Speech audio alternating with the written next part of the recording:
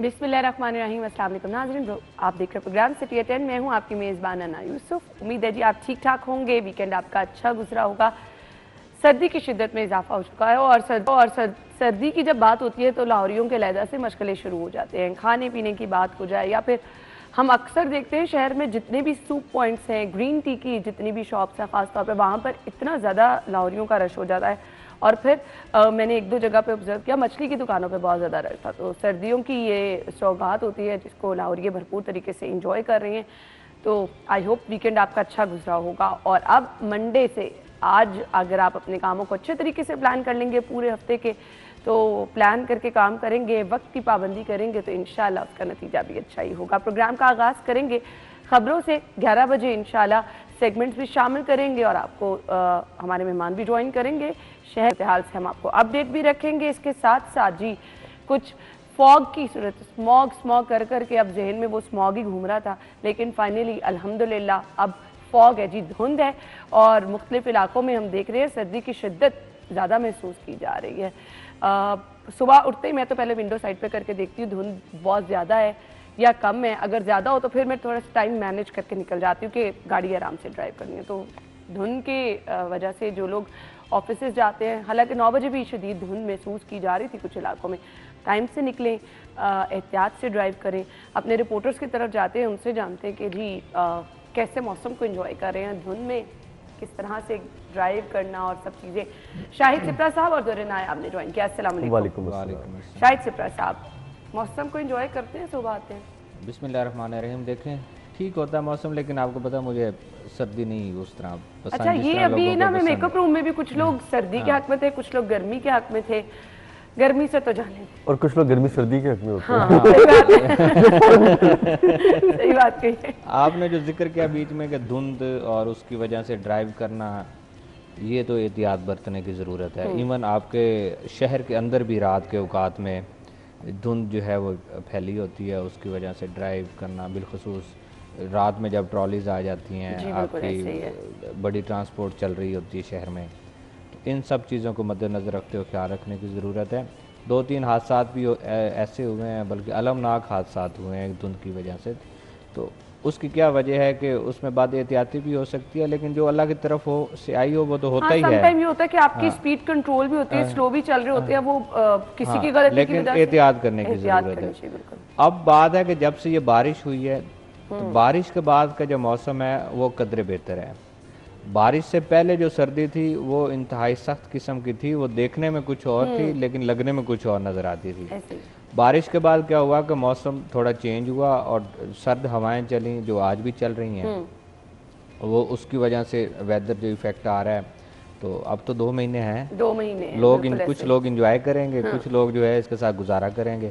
तो मैं गुजारा करने वाले में से हूं। लेकिन मुझे लगता है आप लोग क्योंकि फील्ड में होते हो, तो दुरे नायाब, शदीद गर्मी में फील्ड में काम करना, सर्दी में काम करना, दोनों ही मुश्किल है। गर्मी वाला ज़्यादा मुश्किल नहीं है? अच्छा, पिछले कुछ सालों में देखा गया कि हीट वेव आती है और उस वक्त वाकई काम करना बहुत मुश्किल होता है, लेकिन फिर कहते हैं ना कि पसीना जिस्म से जब निकलता है ना, वो सेहत के लिए भी बेहतर होता है। ठीक है, अल्लाह ताला ने हर मौसम के अंदर एक बेहतरी रखी है। अब हमारी सर्दियाँ जो है ना, वो एक तो देर से आ रही हैं, फिर कम ड्यूरेशन के लिए आ रही है, लेकिन ये कम ड्यूरेशन जो है ना बहुत शिद्दत के साथ होगी सर्दी। इसमें कोई ये भूल में ना रहे कि सर्दी जो नहीं होगी। लिहाजा अपने आप को आपने सेफ करना है, अपने आप को बचाना है, अपने आप को लपेट के हर लिहाज से। जिस तरह सिप्रा साहब कह रहे थे कि सर्दी ज़्यादा लगती है तो उनको मज़ीद एहतियात की ज़रूरत है। जिस तरह उन्होंने मफलर भी लिया हुआ है, हो सकता है बाहर निकले तो टोपी भी कानों तक ले लें। तो इसमें कोई ऐसी बात नहीं है कि लोग आपको कोई समझेंगे कि जी लतीफ़ा है आप, आपने अपनी जान की हिफाजत करनी है। नहीं, मुझे लगता है जो हम हीटर का इस्तेमाल करते हैं ना, उससे बेहतर ये है कि हम ज़्यादा कपड़े पहन लें। अच्छा, हीटर का इस्तेमाल तो अब जदीद दौर में आया है ना, तो इससे ज़्यादा क्या होता था? मुझे याद, अब लाहौर में बताएं कहीं रुई की रज़ाइयाँ मिलती हैं? हमारी जो वालदा मोहतरमा हमें जो रुई की रज़ाइयाँ देती थी, हमारा उसे नीचे से निकलना मुश्किल हो जाता था, वो इतनी वजनी हो जाती थी। तो हमने तो सारी उम्र वो यूज़ किए। यकीन करें कि कभी भी ज़रूरत महसूस नहीं हुई थी हीटर की या कुछ की। बहुत हद हुई तो अंगीठी जला ली और वो रात पूरा उसने जो है माहौल गर्म रखा, हाथ से सेकते रहे। लेकिन अब वो सर्दी नहीं है, सर्दी महज महीने 2 महीने की रह गई है। और मुझे जो हालात ग्लोबल वार्मिंग के लग रहे हैं, तो शायद अल्लाह ना करे कि कुछ सालों में ये भी ना हो हमारे पास, जिसके लिए हम ये बार बार कहते हैं कि शजरकारी ज़रूरी है। टेम्परेचर डाउन करने के लिए आपको अगले 10 साल की पॉलिसी ज़रूरी है। जिसमें मैं हमेशा तनकीद करता हूँ कि पीएचए को आर्टिफिशियल हार्टिकल्चर नहीं करना चाहिए, पौधे दरख्त लगाने चाहिए, रिवायती पौधे दरख्त लगाने चाहिए। तो ये सारी चीज़ें कलेक्टिव हैं। और रही बात खाने की, तो आपने ना ग्रीन टी नहीं कहना है, ये सब्ज चाय जो या कश्मीरी चाय होती है, ग्रीन टी का तो आजकल हर जगह सीजन है ना, कावा शावा बना के ग्रीन टी पी लेते हैं। ग्रीन टी वो लोग कहते हैं, लेकिन ना वो बस एक आदत बनी है, वो वैसे कश्मीरी चाय के अंदर लवाजमात भी बड़े होते हैं, वो 9 तरह के ना बादाम मग्स गिरियां मिक्स करके उसका वो डालते हैं, और वो आपकी सर्दी की शिद्दत को भी कम बहुत करता अच्छी है। बहुत चीज़ अच्छी है। हरीसा बहुत अच्छी चीज़ है, हरीसा बहुत अगर कोई अफोर्ड कर सकता है, ऑल्दो बहुत महंगी है। उसके अलावा आप ये सूप बहुत अच्छी चीज़ है, वो आपकी सर्दी अगर मिलावट से पाक मिले तो ठीक है। अब चिकन वाली खबर अरारोट वाले सूप ना मिले ना, आप घर बना लें, आप ये चीज़ें आपके लिए ज़्यादा बेहतर होंगी। तो ये वो मैं एक बात करूँगा, दूरे भाई बात कर रहे थे कि टोपी भी लेनी चाहिए, मफलर भी ले लें और सारी चीज़ें, लेकिन सर्दी ऐसी चीज़ है ना, उसने देखना है कि अराइम फैमिली है, ना उसने देखना है जाट है, ना उसने देखना है मलक है, ना उसने कहना है कि कौन सा आपने, उसने तो लग जाना है, जब उसने लग जाना है, कोई सैयद बादशाह भी नहीं, उसने लग जाना है। और जब सर्दी ने लग जाना है, फिर आपके 2 महीने उसने फिर साथ ही रहना है। बिल्कुल, जितनी मर्जी आप मेडिकेशन कर लें, जितनी और बच्चों के लिए तो डॉक्टर्स ये एहतियात बताते हैं कि ये शुरू वाली गर्मियां सर्दियां बच्चों को बचा कर रखेंगे तो बच्चे हैं, बड़े हैं, मिड एज सारे हैं, हम स्मोक से कोरोना से इफेक्टेड है, हमारी चेस्ट अब इतनी बहुत हमारे वो हालात नहीं रह गए, तो सबसे ज्यादा चेस्ट को सर्दी पड़ती है। बिल्कुल, और फिर वो अल्लाह ना माफ करे नमूनिया और पता नहीं किस किस में कन्वर्ट हो जाती है, बड़े इश्यूज हैं इसके। तो जिन लोगों ने बाइक पे सफर करना है, खास तौर पर वो मैक्सिमम कपड़े पहने, अपने मुंह को ढांप के जो है वो बाइक पे जाएं। बहुत सारे लोगों को मैं देखती हूँ अपनी दुकानों पे दफातर जा रहे होते, तो इंजॉय भी करें सर्दी को, लेकिन साथ ही साथ एहतियात भी करें। दुरे ने आपकी तरफ पहले मैं आ रही हूँ। आतिशबाजी पर मुकम्मल पाबंदी आई की गई है। न्यू ईयर पास आ रहा है तो रात को तो आतिशबाजी होती है इधर लिबर्टी में भी खास तौर पर, फिर हम देखते हैं मीनारे पाकिस्तान पर आपके जिलानी पार्क में भी की जाती है। तो अच्छा सॉरी, उसमें प्राइवेट भी है, जैसा बैरिया टाउन में होती है, वो बड़ी फेमस है, बहुत सारी जगह और भी हैं। अब बहुत ज़्यादा डेवलपर्स जो हैं वो इस चीज़ को तरवीज दे रहे हैं कि जी हम न्यू ईयर इवेंट करें, उसमें खाना पीना हो, हल्ला गुल्ला हो, उसके बाद आतिशबाजी हो, बहुत सारी चीज़ें हो।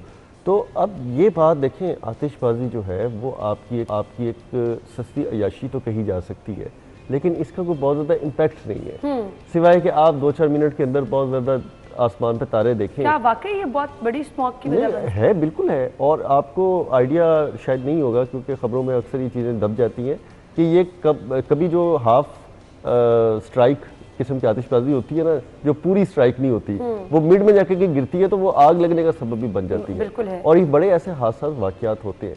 अब चाइना की टेक्नोलॉजी से इन्होंने एक आर्टिफिशियल आतिशबाजी की है, जो होती है रिमोट कंट्रोल्ड होती है, इलेक्ट्रिक से चलती है, दुबई से चलती है। हम उस चीज़ों पे नहीं आ रहे ना, या तो हम उन चीज़ों पे आ जाएं तो पूरी दुनिया में आतिशबाजी होती है।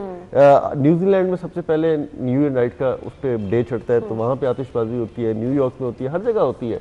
हम चूँकि टेक्नोलॉजी में बहुत पीछे हैं, हम टेक्नोलॉजी अडॉप्ट नहीं करते, हम लोग वही मसालों वाली, धुएँ वाली, आग वाली ख़तरनाक किस्म की उस पर जा रहे हैं, जिसकी वजह से फायरवर्क्स जो है हमारे लिए डेंजरस है, हार्मफुल भी है, माहौल के लिए भी और हमारे आसपास के रहने वालों के लिए भी।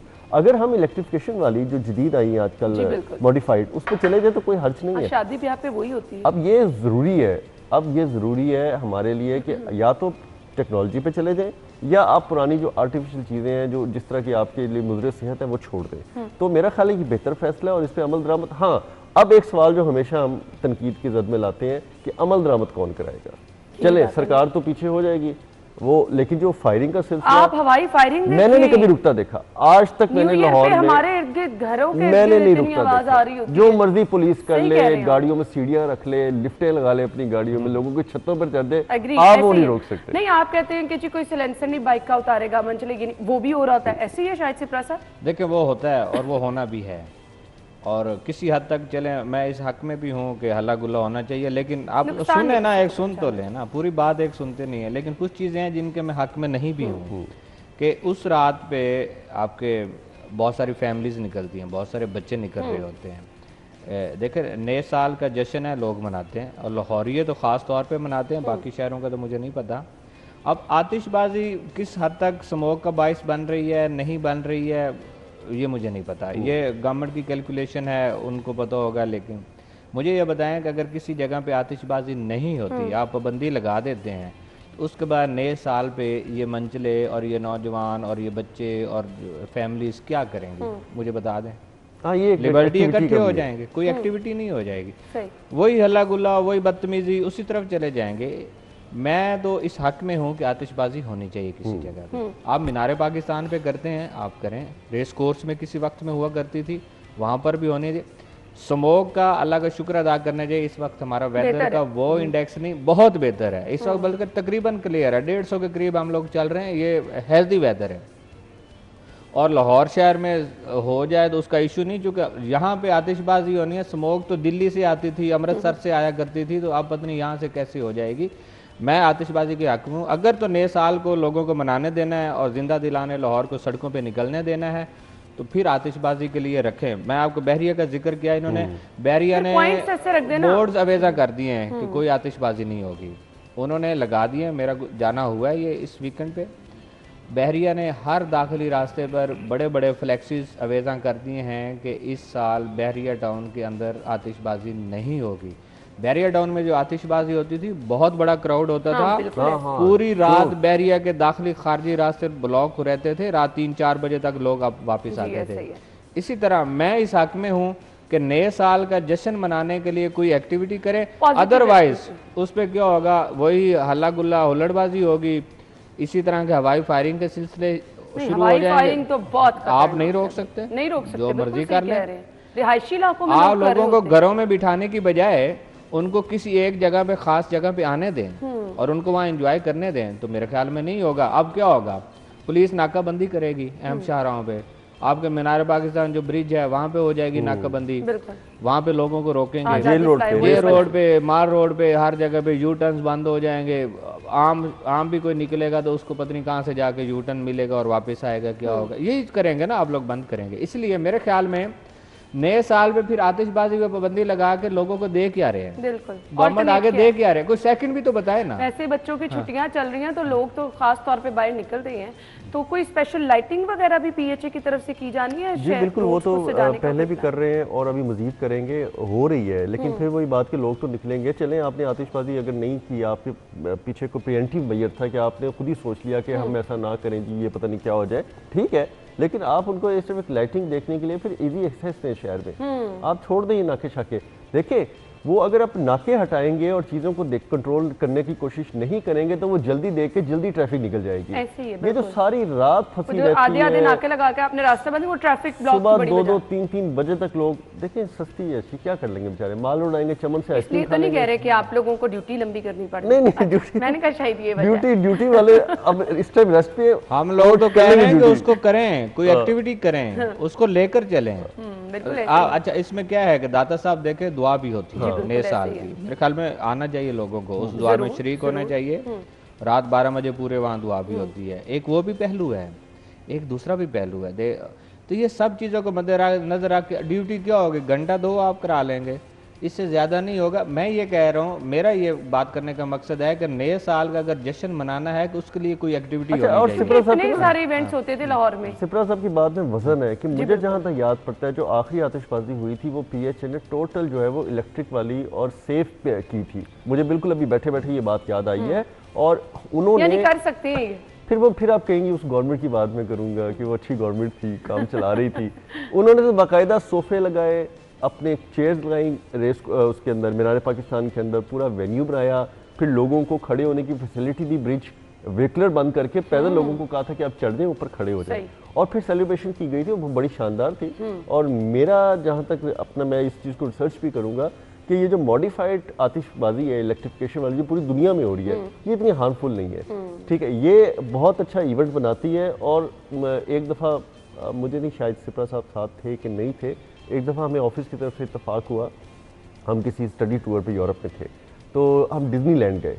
डिज्नीलैंड से हम फारिग हो गए थे कि 6-7 बजे मेरा ख्याल, और रात को 11-11:30 बजे आतिशबाजी होनी थी। अच्छा। तो मोहसिन साहब साथ थे, बाकी लोग भी थे, तो उन्होंने कहा कि नहीं, अब हम आतिशबाजी देख के जाएंगे। हमने 4-5 घंटे आतिशबाजी का वेट किया और इतनी जगह नहीं थी कि हम कहीं खड़े हो जाएं या बैठ जाएं। और जब हम निकले तो हमें फिर मजीद 3-4 घंटे लग गए, क्योंकि क्राउड सा बाहर निकल रहा था। तो वहाँ तो इस तरह की चीज़ों का वेट किया जाता है, वहाँ पे सेलिब्रेट किया जाता है, देखा जाता है, एंजॉय किया जाता है। मेरा ख्याल सुनने वालों ने अगर टीवी में भी देखा हो तो डिज्नीलैंड की जो फेमस आतिशबाजी है पूरी दुनिया में, वो एक बेस्ट आतिशबाजी है। उससे बड़ा लेजर लाइट शो और आतिशबाजी का शो नहीं और होता। मेरा नहीं ख्याल कि बहुत ज्यादा पैसे इसके लिए कोई दरकार अच्छा, जितना वो कर रहे थे उसके बाद तो वहाँ पे धुआं धुआं हो जाना चाहिए था, तो हर तरफ उधर तो नजर ही कुछ नहीं आना चाहिए था। बिल्कुल सही बात तो इस पर रिव्यू करने की जरूरत। और मैं बहुत सारे इवेंट शहर लाहौर में हमारे बचपन में हुआ करते थे, अब वो सब नहीं होता। सबके सब देखें, कोई खत्म हो फेस्टिवल गए। रख लेते हाँ, ना, वही ना। कोई कंसर्ट रख लेते, कोई सूफीज्म का कोई रख लेते, ईट फूड फेस्टिवल रख लेते, कुछ कोई चीज रख लेते, लोगों को कोई एक्टिविटी तो दे देना। वैसे ना आप घरों तक महदूद करें और फिर कहें कि वो घर में बैठ के हवाई फायरिंग भी ना करें, गो के कानून की खिलाफ वर्जी है, लेकिन नए साल को मनाने के लिए लोग कुछ ना कुछ उनको एंगेज करें। आप लोग सड़कों पे लाएं, पार्क्स में लाएं, उनको किसी जगह पे खड़ा करें। ऐसा इवेंट बना ले, कोई गेट टुगेदर का वो घर बैठ के ना वो मार्च का इंतजार करें, क्योंकि मार्च में 1.5 अरब रुपए से एक हॉर्स एंड कैटल शो आ रहा है, चलिए PHO जो करने जा रहा है। आप वो मार्च देख लीजिएगा, आप मार्च का इंतजार करें, न्यू ईयर दवा करें, आप मार्च रमजान शरीफ है जी, जी बिल्कुल रोजे होने सही हैं। बात है। सही कह रहे हैं। चलिए जी, अब देखते हैं कि न्यू ईयर पे क्या होता है, आतिशबाजी पर पाबंदी पर किस हद तक अमल दरामद होता है। हम ब्रेक लेंगे, ब्रेक के बाद आएंगे, हमारे साथ रहिए।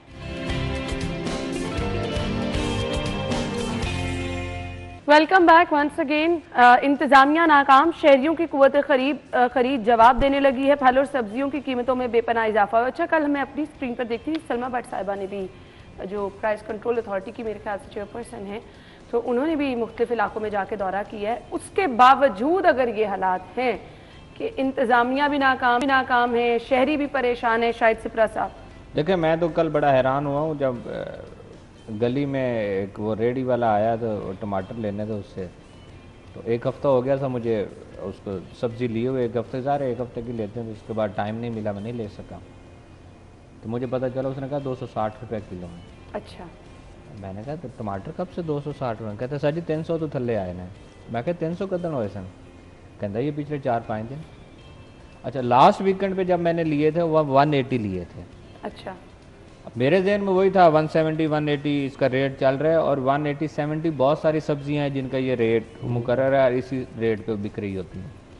तो अच्छा, आज जब ये अखबार पढ़ा तो उसमें भी वही लिखा हुआ है कि गवर्नमेंट ने कुछ रेट मुकर्रर किया, लेकिन मार्केट में वही 250 रुपये का फ़रोख्त हो रहा है। अब जो रेडी वाला आ रहा था गली मोहल्ले में वो 260 का फ़रोख्त कर रहा था। ठीक है, उस अपना प्रॉफिट है, वो अपनी रोज़ी कमा रहा था।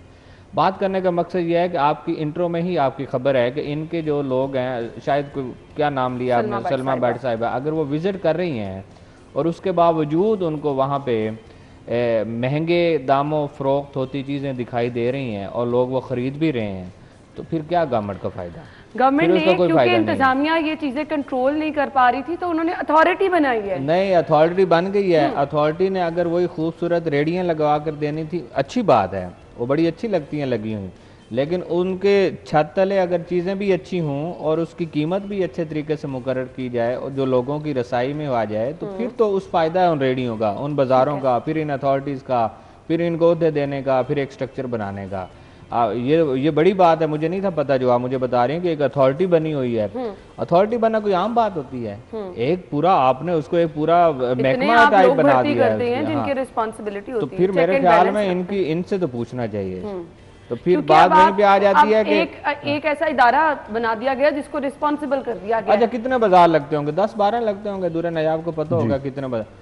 आप 10-12 जगहों को भी नहीं चेक कर सकते। अब आप बैठ के कमरों में मॉनिटरिंग कर सकते हैं अगर सिस्टम अच्छा हो तो। इनकी मॉनिटरिंग भी नहीं कर सकते, तो फिर मेरे ख्याल में ये अथॉरिटीज़ या ओब्लाइज करने के लिए फिर ये अथॉरिटीज़ और इस तरह की कंपनीज और board of governors, board of directors, ये जो चीज़ें होती हैं बेसिकली सियासी बुनियादों पर जो लोग इलेक्शन हार जाते हैं या जो इन्वेस्टर्स होते हैं इन लोगों के, ये उनको ओब्लाइज करने के लिए बनाई जाती हैं। अगर तो ये अथॉरिटी किसी को ओब्लाइज करने के लिए बनाई गई है, फिर इसका कोई फ़ायदा नहीं है। जो कि आज की अखबार में जो छपी खबर है उससे तो यही तासुर मिल रहा है कि इस अथॉरिटी का कोई फ़ायदा नहीं है कि आप 70-80 रुपए मार्केट रेट से ज़ायद कीमत वसूल की जा रही है। सबसे पहले तो आपकी इंतजामिया की नाकामी मुझे समझ नहीं आती, क्यों इंतजामिया नाकाम थी तो आपको अथॉरिटी की जरूरत पड़ी? बहुत मुश्किल काम है, इतनी कामयाब इंतजामिया है। मैं तो DC लाहौर साहब को रोज़ देख रहा होता हूँ, एक AC 4 AC इस तरफ 4 AC इस तरफ, ठीक है, और दरमियान में वो, और वो यूं चल रहे होते हैं 137 अरब के प्रोजेक्ट को लेकर, जो कि लाहौर का वो डेवलपमेंट प्लान है, लाहौर पैकेज जिस पे उनकी फोकस है उनकी, ठीक है, वो इतने तो ज्यादा वो काम कर रहे हैं, वो चल रहे हैं, आपको पता नहीं क्यों नहीं नजर आ रहा और आप उनकी तारीफ क्यों नहीं कर रही। उस लाहौर डेवलपमेंट पैकेज के तहत अगर कुछ हुआ है देखिए, तो हम उसमें टमाटर भी खा लेंगे सस्ते, हम उसमें प्याज भी ले लेंगे, उसमें इंक्रोचमेंट भी नहीं होगी, उसके अंदर कोई आपको पानी सफाई का मसला भी नहीं मिलेगा। मतलब कि जो वो काम है वो करने नहीं है आपने, ठीक है। 137 अरब का लाहौर डेवलपमेंट का पैकेज दे के आप समझ रहे हैं कि शायद लाहौरिया बहुत खुश हो जाएंगे। भाई बात ये है कि आपकी पहली अथॉरिटी जो है, जो मॉडल बाजार बनी, ठीक है, MN अफजल खोखर साहब उसके सरबराह हैं, उसने क्या हाथ दिया आपको? अगर 8 या 10 लाहौर के अंदर मुख्तलिफ मॉडल बाजार के अंदर आपको अगर 80 रुपए के डिफरेंस से चीजें मिल रही हो, तो आप ये गली मोहल्ले के छोटे छोटे लोग जो ये प्राइस हाई में क्यों जाएंगे? मुझे पता है आपके जौहर टाउन और लोकेलिटी को बात करने के लिए मियाँ प्लाजा मेन जौहर टाउन पे पूरा बाजार है, वहाँ कुछ नहीं मिल रहा। टाउनशिप के अंदर पूरा मॉडल बाजार है, वहाँ आपको कुछ नहीं मिल रहा। अगर आप वहाँ पे भी कोई चीज़ नहीं दे पा रहे, और मैं ये देखता हूँ कि लोग इतवार या हफ्ते को वहाँ पे आते हैं, गाड़ियों का इतना रश होता है, बड़ी बड़ी लोग गाड़ियों पे आके अपना पूरा हफ्ता 15 दिन का सामान लेके उन बाज़ारों से जाते हैं। वहाँ पे डिफरेंस होता था, अब वहाँ पे कोई भी नहीं होता। अब ये चीज़ें देखने वाली है ना कि अगर आप प्राइवेट किसी को काउंटर नहीं कर पा रहे, कोई बंदा नाजायज़ ग्राफ फरोशी कर रहा है, तो आपको उसको काउंटर करने के सबसे पहले ये हल है कि आपको इलाकों में सस्ते मॉडल बाजार जो आपने बनाए हैं वहाँ पे वो चीज़ आपको सस्ती देनी होगी। फिर अगर 1, 2, 5 किलोमीटर का डिफरेंस होगा तो वो लोग जाके भी ले लेंगे वहाँ से, ठीक है। फिर ये डिस्करेज करेंगे, फिर दुकानदार खुद सोचेंगे कि यार हमारे पास तो कोई लोग नहीं आ रहे, तो हम इस रेट को मुनासिब करें। अच्छा, अब ये पॉलिसी भी आपके पास नहीं, क्योंकि आपका तो अपनी कंट्रोल कुछ नहीं है। दूसरी अथॉरिटी आपने बना दी है, सेक्रेटरी साहब ने बिल्कुल बात ठीक की है, पॉलिटिकल लोगों को ऑब्लाइज करने के लिए आपने जरूर बनाई है, लेकिन उनसे काम भी लेना। पहले आपकी मॉडल अथॉरिटी फेल है बाजारों की, अब आपकी ये ग्राम फरोशी के लिए जो आपने बनाई है वो फेल है। उसके बाद पता नहीं कौन कौन सी इन्फोर्समेंट अथॉरिटी, पता नहीं कहाँ से जो है वो अथॉरिटियाँ बनाई जा रही हैं, लेकिन इसका हल कुछ नहीं होना। इसका हल तभी होना है जिस दिन आपने निकलना है। मैं हमेशा कहता हूँ, वज़ीर-ए-आज़म साहिबा को रिक्वेस्ट करता हूँ कि जिस दिन आपने निकलना है, ऑटोमेटिकली पूरी मशीनरी आपकी डायरेक्शंस फॉलो करेगी। अगर आप किसी बाजार में एक दफ़ा जाएंगी तो पूरी हफ्ता महीना उसका असर रहेगा। अगर आप किसी हॉस्पिटल में दवाइयां चेक करने जाएंगे तो उसका असर रहेगा। अब असर होना खत्म हो गया ना ब्यूरोक्रेसी को। मैं तो ये बात चीख के कहता हूँ कि अब वो असर नहीं रहा, और जब असर नहीं होता तो सरबराह जो हुकूमत का होता है उसको निकलना पड़ता है। ये कोई इतनी अनहोनी बात नहीं है। अब आप निकले, इस शहर को देखें, हमारी तनकीद को मुस्बत लें और इस चीज को समझें कि आपको क्या जरूरत है। जिस तरह मौसम थोड़ा सा तब्दील होता है, ये चिकन का रेट देख ले 600 रुपए तक। आपका शहरी जो है वो 2-2, 3-3 टमाटर, 1-2 प्याज लेने पे मजबूर हो चुका है, 2 आलू, पता नहीं एक वक्त के। मैंने तो लोगों को, गरीबों को, बेचारों को देखता हूँ तो वो भी आपको 1000-1200 में पड़ जाता है ना, कि आपने एक वक्त का खाना बनाना है, सब्जी खरीदी, उसके साथ लहसुन अदरक प्याज है। अब वो तो किलो दही लेने की इस्तात नहीं रखते, वो लीटर दूध लेने की इस्तात नहीं रखते, वो 1-1 किलो सब्जी लेने की इस्तात नहीं रखते। तो फिर कैसे कोई अपने, आप हालत तो उनकी देखें ना, आप उनको कम से कम निकल के कुछ फैसिलिटी और आप सिर्फ ये कह के बरी जिम्मा हो जाए कि जी इंतजामिया ने यहाँ चेक किया, यहाँ चेक किया, 2 तस्वीरें लगाई और उनका काम हो गया। और आप इंतजामिया की इतनी पूरी क्वालिटी देखें हालत कि जो पिछले दिनों शादियां थी राविड वाली साइड पे, बहुत बड़ी शादियां थी, वहाँ उनके पर जलते थे। किसी ने देखा वहाँ टाइम की वायलेशन? किसी ने देखा वन डिश की वायलेशन? ठीक है, मैं बहुत सारी शादी में गया, मैंने तो बहुत सारी चीजों को हवा में उड़ते देखा, तो क्या इंतजामिया वहाँ सो रही थी? नहीं, वो एक अलहदा से दुनिया है और वहाँ पे सब कुछ यही तो बात है। इंतजामिया के लोग ही उन शादियों पे जाते हैं। उनको टमाटर से क्या लगे इस चीज नहीं, उनको तो बिल्कुल बाकी कुछ नहीं लगे। रिक्वेस्ट है सीएम साहिबा से कि आवाम के लिए भी कुछ आसानी पैदा करेंगे। ये छोटी छोटी चीज़ें कहने को छोटी हैं, लेकिन ये आपकी रोज़मर्रा ज़िंदगी का हिस्सा है, बुनियादी ज़रूरतें हैं। आपने हर रोज़ रोटी भी खानी है, सालन भी बनाना है, सब्जियां भी और फिर सोने पे सुहागा कि हमारी बहन है उस्मा बुखारी साहिबा, वो आ जाएंगी लाइव कहेंगी, वो कहेंगी मेरा तो अपना गुजारा नहीं होता, और वो मुस्कुराना शुरू हो जाएगी। तो आप मुझे बताइए, अगर उनका गुजारा नहीं होता तो फिर आम आदमी का गुजारा कैसे होगा? बिल्कुल आपने सही कहा। ब्रेक के बाद आपको ज्वाइन करेंगे, हमारे साथ रहिएगा।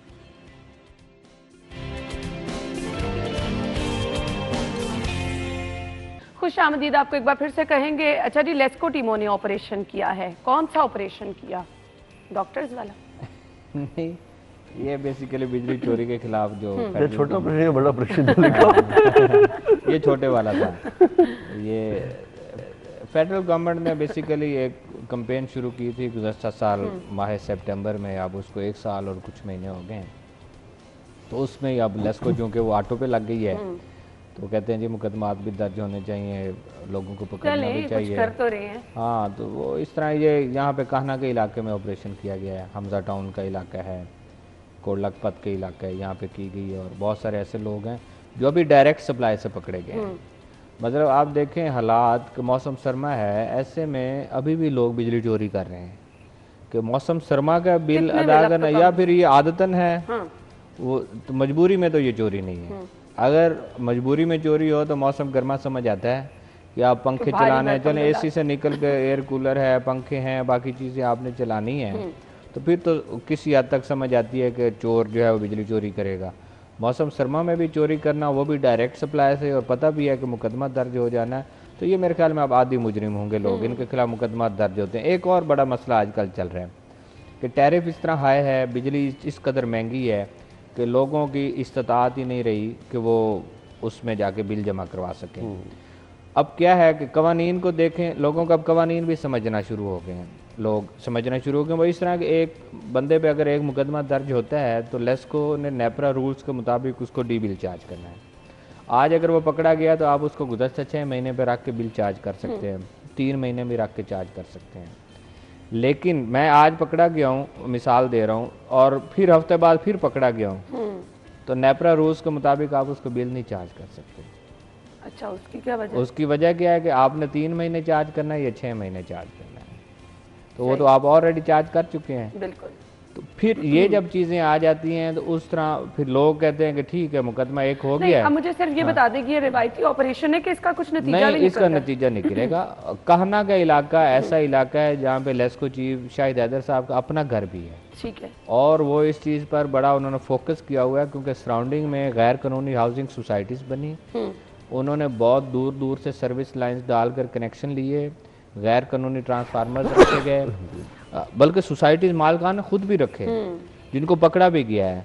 तो इसका मुस्बत पहलू आएगा, और इसका देखें इम्पैक्ट क्या आता है आपके जब लाइन लॉसेस और ये सर्कुलर डेट और ये सारी चीज़ें मिलती हैं ना, बराह रास्त इसका इफेक्ट गवर्नमेंट को आता है, और गवर्नमेंट जब उसका बेनिफिट देना चाहे तो लोगों को दे सकती है।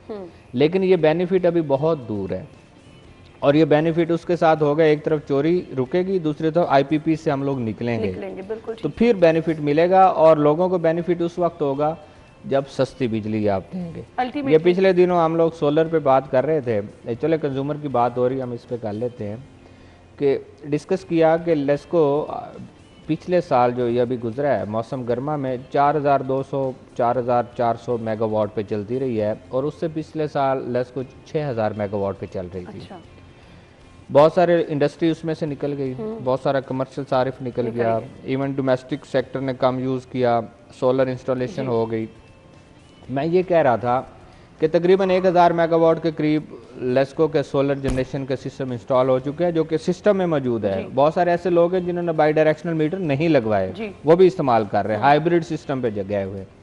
मैं ये कहता हूँ कि 1500 1000 या 1600 के करीब जब ये जाएगा तो आपकी डिमांड 3500 पे आ जाएगी। जब 3500 पर आ जाएगी तो आप पन बिजली आप उस वक्त फुल कैपेसिटी पे चला रहे हैं, मंगला और तरबेला चल रहा होता है, 3 घंटे की लोड शेडिंग अनाउंस कर दें शेड्यूल, और उसके बाद आईपीपी से आप छुटकारा पा लें। एलएनजी और विंड से बिजली लेकर लोगों को बता दें कि हम आपको 70 की बजाय 40 रुपए का यूनिट देंगे, पन बिजली का, एलएनजी का, विंड का, इसको मिला के आईपीपी से निकलना चाह रहे हैं लोग। 3 घंटे या 4 घंटे की लोड शेडिंग, लेकिन शेड्यूल्ड हो, शेड्यूल हो, बर्दाश्त कर लेंगे। 70 रुपए यूनिट से निकाल कर 40 रुपए यूनिट पर ले आए लोगों को, बहुत बड़ी ब्लेसिंग। और ये काम करने वाला गवर्नमेंट का है। ये तो एक बैठा था ऑफिसर, उससे बात हुई, डिस्कशन हुई, ज़ाहिर मेरा सब्जेक्ट है, मैंने उस पर बात की कैसे हो सकता है, उनका बड़ा आसानी से हो सकता है, लेकिन गवर्नमेंट को स्टेप्स लेने पड़ेंगे। नहीं, ये बहुत अच्छा इकदाम है। दुर्रे ने आप जी बिल्कुल देखें कि ये भी बड़ी अच्छी बात है कि लेस्को में कुछ ऐसे लोग हैं जो सोचते हैं, जिनका दिमाग थोड़ा चलता है, वरना हमें तो हमेशा, मैं तो कहता हूँ कि कभी ये एलडीए वालों को काट जाएंगे जो हालात बाहर बने होते हैं कि जितना बदनाम एलडीए था ना कि वहाँ पे पैसों के बगैर काम नहीं होता, तो लेस्को भी पिछले कुछ अरसे से इस जगह पे चला हुआ था। लेकिन अच्छी बात है कि अगर ऑपरेशन करते हैं, ऑपरेशन में करने का सिर्फ एक फ़ायदा होता है, वो ये कि आसपास के जो छोटे मोटे बड़े चोर होते हैं ना, वो जरा थोड़ा सा डर जाते हैं, 2-4 पकड़ते हैं ना। आप थानेदार वाला साहब होता है ना कि थानेदार पहले दिन जाता है, वो 2-4 बदमाशों को बुला के ना उनको डंडा वंडा चढ़ा देता है, उसके बाद कहता है कि यहाँ पे कुछ चोरी चुकारी डकैती नहीं होनी चाहिए। तो वो आसपास को जो है ना वो कान हो जाते हैं कि नहीं जी, अगर उसको नहीं छोड़ा ना तो हमें क्या छोड़ना है। तो ये चीज़ बहुत ज़रूरी है कि अगर आप ऑपरेशन करते हैं, ठीक है, आप महदूद पैमाने पे करें या बड़ करें, तो आपकी हिंड्रेंस होनी चाहिए वहाँ पे एक मैसेज जाना चाहिए कि जी अब यहाँ पे विजिलेंस स्टार्ट हो गई है, तो जो 2-4 हाथ में आ गया ठीक है, इसके बाद जो हाथ में आया ना आगे। दूसरी शायद साहब ने जो बात की है वो इस वक्त पूरे मुल्क का मसला है, प्रोसिक्यूशन, कि हम पीछा नहीं करते अदालतों में, हम अपने केसेस का फॉलो अप नहीं करते, इस्तगासा जमा कराते हैं तो कई कई दिन हम FIR ही नहीं करा पा रहे होते बतौर अदारा। अगर आपने 4 बिल्ली चोर पकड़े हैं, उनके इस्तगासे जमा कराए हैं, अब तो शायद प्रोसीडिंग तेज हो गई हो कि सेम डे में FIR हो। पहले तो ये होता था कि FIR नहीं होती थी, लीगल वाले डिप्टी डायरेक्टर से पूछा जाता था, वो फिर उसको बाद में याद आता था हाँ मैंने तो इतनी FIR भी करवानी थी। उसके बाद आपके अदालत में जाके पैरवी नहीं की जाती। आप अगर किसी को मंत्री की जान तक ले जाना चाहते हैं, आप 1-2 लोगों को सिलेक्ट करें, उनको अदालत में लेके जाएं, फिर देखें। ऑल दो कि अदालत में भी बहुत सारे मसाइल हैं, उनका अभी स्पीडी निज़ाम अभी बहुत उस तरह से नहीं है, लेकिन आप अपनी प्रोसिक्यूशन की रफ्तार को तो तेज़ करें ना, आप सरकारी तौर पे पैरवी करने को तो तेज़ करें। और कानून में फिर तब्दीलियां लाने की ज़रूरत वक्त के साथ होती है। जिस तरह शाहिद साहब ने कहा कि नेपरा की जो कानून है उसमें 3 माह या 6 माह है और फिर बंदा रिलीफ ले लेता है, एक पर्चा अपने ऊपर अफोर्ड करता है, उसके बाद लुट बचाता है, तो आपको अपने इस कानून में तब्दीली की ज़रूरत है ना। अब ये सारे वो काम है जो सरकारी सतह पे होने वाले हैं, इसमें चाहे लेस्को हो, फेस्को हो, LDA हो, वासा हो, कोई भी हो, वो कुछ नहीं कर सकता। ये कानून साजी की बड़ी अशद ज़रूरत है। लेस्को के अंदर या वापडा के अंदर भी अब अपने कानून कवानीन को रिवाइज करने की ज़रूरत है, इस पर डिस्कशन स्टार्ट हो जानी चाहिए। किसी को पता तो हमारी पकड़ हो सकती है, आप कवानीन सख्त करेंगे तो कोई डरेगा ना, अदरवाइज जो हो रहा है वही उतारेगा। वापस आएंगे एक ब्रेक के बाद।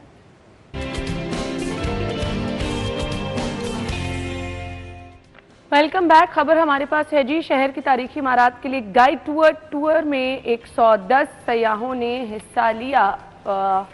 दुर्ना आपकी तरफ आना चाहूंगी। बिल्कुल जी, हमें तो अच्छा इकदाम है, ये अच्छा इकदाम है, लेकिन हमें आदत नहीं है गाइडेड टूर की।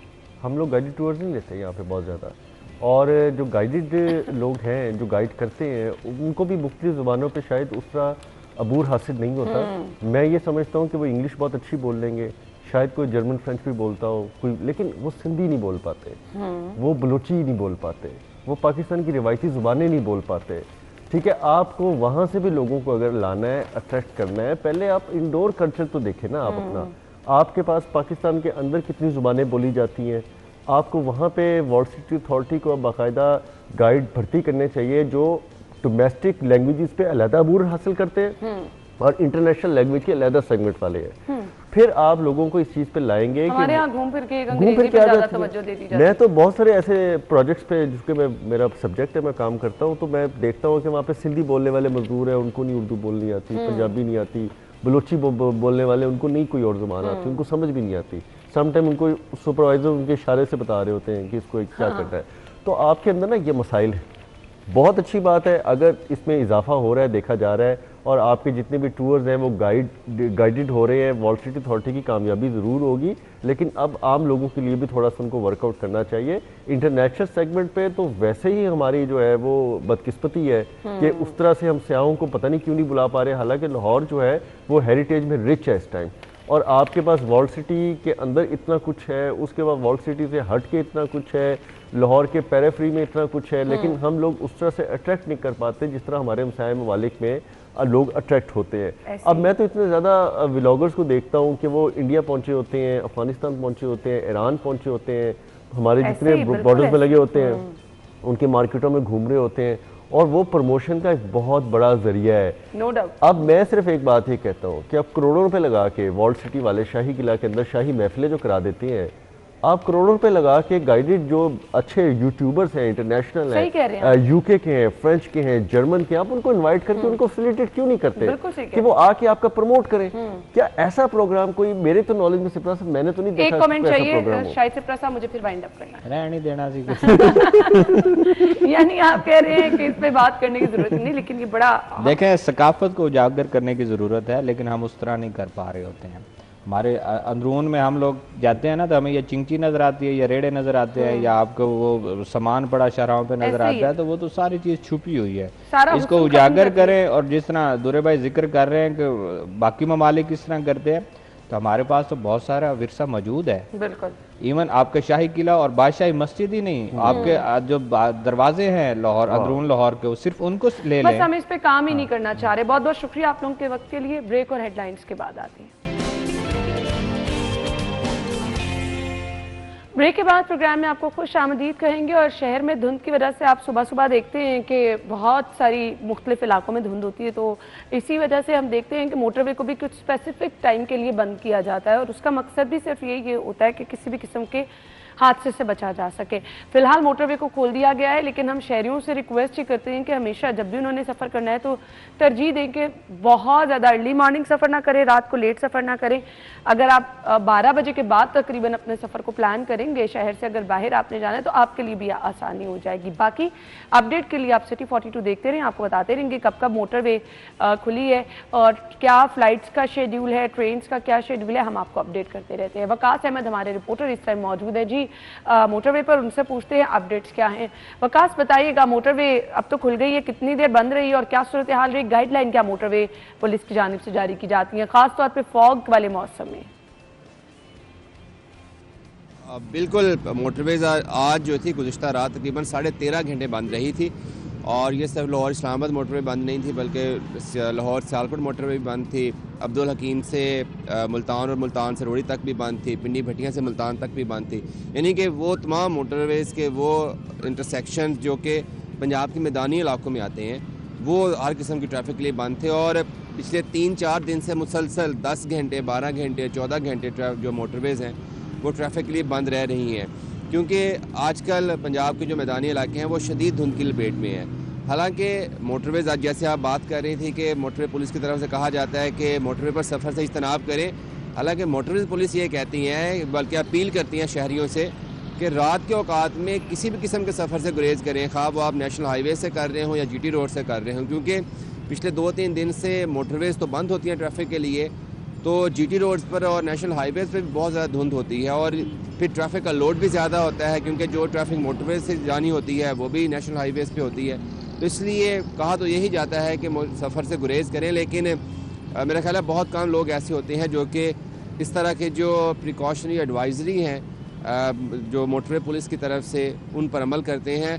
और सूरत हाल तो इसके बरक्स होती है कि अगर रात को यहाँ पे आएँ या फिर सुबह के वक्त यहाँ पर आएँ तो सैकड़ों गाड़ियों की लाइनें लगी होती हैं जो कि घंटों इंतज़ार करते हैं मोटरवे खुलने का।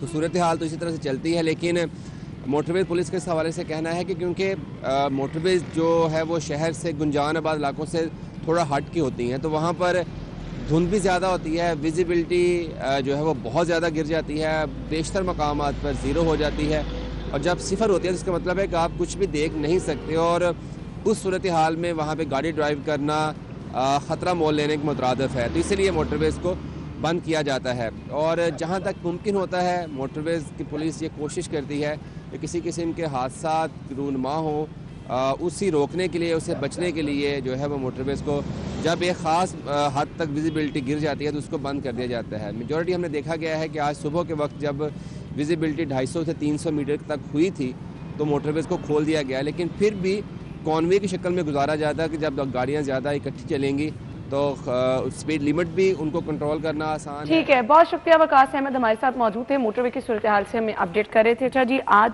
की बर्थडे लिस्ट की तरफ हम आ रहे हैं जी।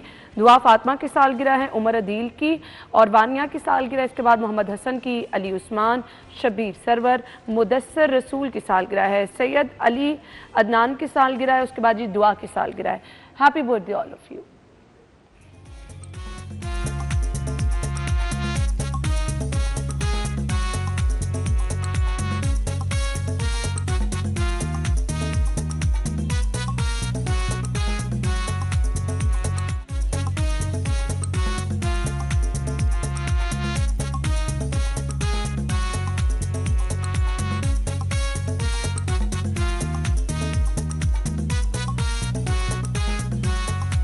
ब्रेक के बाद ज्वाइन करेंगे, स्टे विद अस।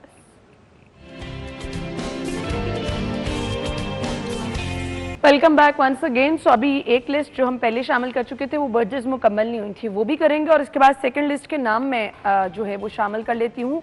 आहिर जीशान की बर्थडे है, नौमान, और इसके बाद जी अमीरा खुरम की बर्थडे है, मोहम्मद अहमद, दुआ फातिमा, मोहम्मद अहमद उस्मान, और इसके बाद जी बर्थडे है मलिक सुफियान की, मोहम्मद आहद की। आप सब लोगों को सालगिरह की बहुत बहुत मुबारकबाद, हैप्पी बर्थडे।